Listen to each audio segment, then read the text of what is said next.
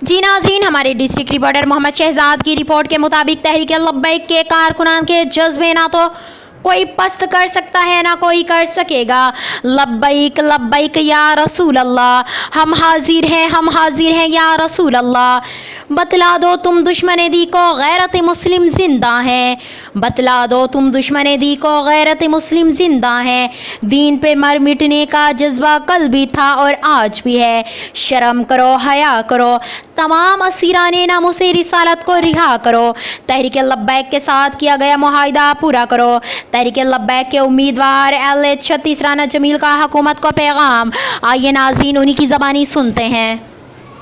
लब्बैक लब्बैक लब्बैक या रसूल अल्लाह, ताजदार ख़त्म नबूवत जिंदाबाद जिंदाबाद।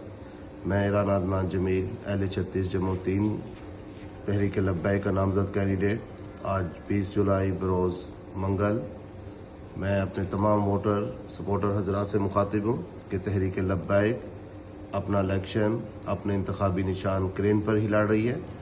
और जिस तरीके से हमारे तहरीक में लोग जोक दर जोक शामिल हो रहे हैं, ये हुकूमत और तमाम बाकी सियासी पार्टीज़ की बुखलाहट का शिकार होने का मुँह बोलता सबूत है कि वो ऐसे ओछे हथकंडे इस्तेमाल कर रहे हैं और हम हमारी तहरीक का मीडिया ट्रायल कर रहे हैं।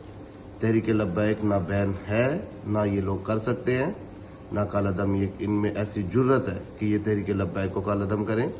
कालादम का एक तरीक़ेकार है, एक कानूनी पैराजोई होती है और उस कानूनी पैराजोई में ये लोग रुस्वा हुए हैं क्योंकि इनके पास तहरीक लब्बैक के बारे में कोई भी ऐसा मवाद नहीं जिसे ये कालादम कर सकें। बाकी आप तमाम लोग भरपूर तरीके से तहरीक लब्बैक के साथ जिस तरह चल रहे हैं इसी तरीके से चले और इंशाअल्लाह 25 तारीख के फैसले से हम इन तमाम सियासी पार्टियों को कालादम करेंगे। आपने इन ऐसी अफवाहों पे बिल्कुल कान नहीं धरने।